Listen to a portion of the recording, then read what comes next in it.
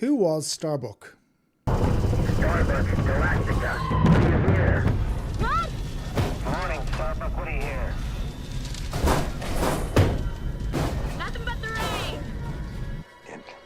Grab your gun and bring the cat in. Aye, aye, sir. Coming home.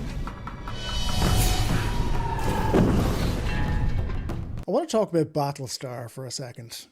If you haven't watched the reboot of Battlestar Galactica, what are you doing with your life? Maybe important things, but this is more important. Starbuck, played by Katie Sackhoff, was a fascinating character in one of the best science fiction shows in the last 30 years. If you've seen the show, you know that the writers don't even know what Starbuck was. She was a mysterious character that went through the series not quite fitting in with the rest of the colonists. She was a highly skilled pilot, a daughter figure to Adama, very close to Lee Adama, with a romance that sort of almost took off, but didn't. There was this will they, won't they thing for the whole show, and she constantly butt heads with Saul Tigh. After. I'm in. That's to you, XO. I'm in. Steady. How's the wife? Too early for that kind of money. Hey, check out that pyramid game on Gemini? What were you doing in Gemini? Which girl there I know? What girl don't you know? The wife is just fine. Talked to her lately? That's to you, Lieutenant. Towards the end of the series, Starbuck started having strange visions and hearing music. There was something strange going on with her and the visions she was seeing about the location of Earth. Starbuck was an outsider, never really fitting in with the rest of the crew. Always spoiling for a fight. Not a big fan of Chain of Command, and hated Saul Tigh because I think she saw a lot of herself in Saul Tigh, but also possibly because deep down she knew that Saul Tigh was a Cylon. Starbuck had a strange draw to the Cylons, eventually marrying one of them without her knowledge. But a key event that spun her character into a whole new direction was when she was blown up on a mission in the middle of an atmosphere of a planet.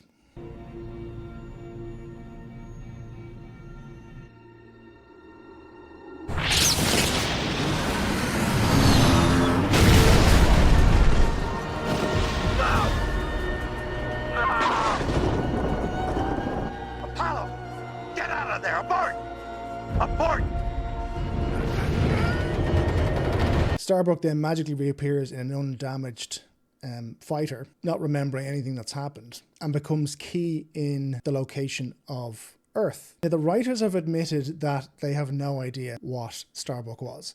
They definitely say she was not an angel. Even Starbuck says she was not an angel. You used to be a scientist. Run some tests. Pull out the old Cylon detector. Do whatever you need to do, because I have no idea.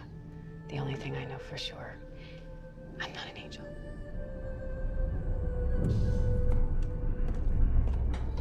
And the thing about Battlestar is that there's a lot of religious undertones, faith, destiny, you know, the very Star Trek type themes that happen in Battlestar throughout the season. Even the Cylons have a religious deity, and the themes of religious belief and faith are heavily dived into throughout the season. Now, because the writers intentionally left Starbuck's origins up to the viewer, any and all theories can be put on the table, which is interesting. But on a more grounded level, it would have been nice to have sort of some inkling and not left it completely ambiguous. Is it true? If that's me lying there, then what am I? What am I?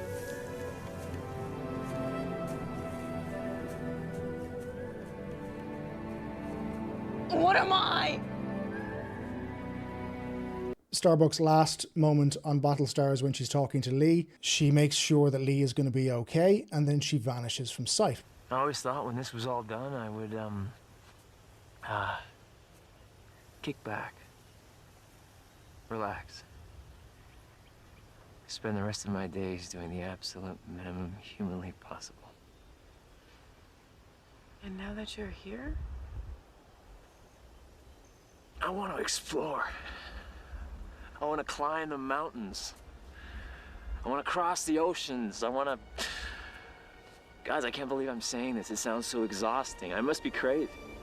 So what we do know is that Starbuck isn't human. You know that the original Starbuck that left with Battlestar was killed, and then a new version of Starbuck with the same memories and the same essence of what she was suddenly reappears and guides them back to Earth. We know she's not an angel because the writers specifically said she's not an angel, so I don't think there's a religious connotation with what Starbuck is. Now, if you ground it a little bit in kind of the Star Trek universe, because the writers come from a Star Trek background, the most interesting idea for me about what Starbuck was, and I'm going to say it again, is that Starbuck is a space baby, right?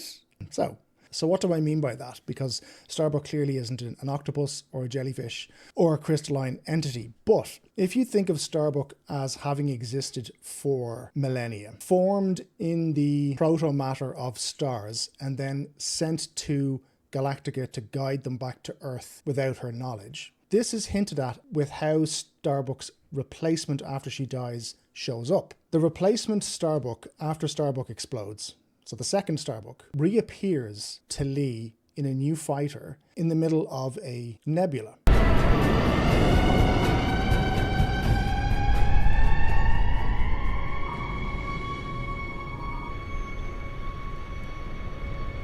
Hi, Lee. Kara? Don't freak out, it really is me. It's gonna be okay. I've been to Earth. I know where it is. And I'm gonna take us there. So she's recreated in the same proto-matter and stardust that she was originally created before she went on to Battlestar, making her a space baby.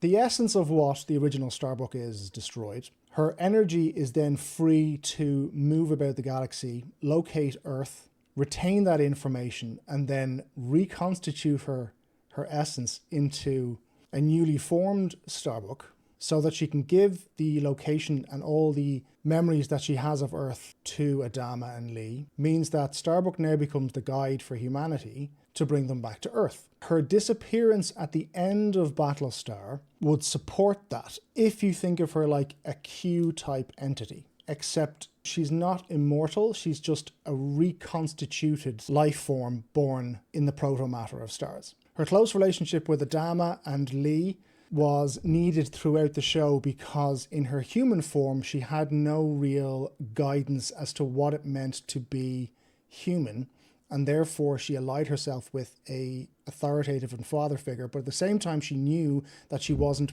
part of the human race, so she fought back against it and never knew why.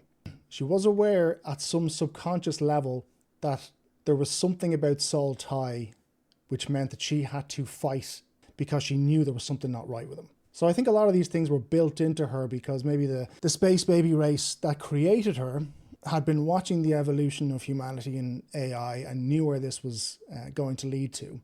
And so it was pre-built into her subconscious that the Cylons were intent on destroying humanity. So when Starbuck blows up in her fighter, she's almost instructed to do so by some mysterious light, because before she is given the knowledge of where Earth is, she has to shed her human form, her corporeal form, so that she can travel great distances and come back as the savior of humanity. I think that makes sense, and I think that's the most plausible.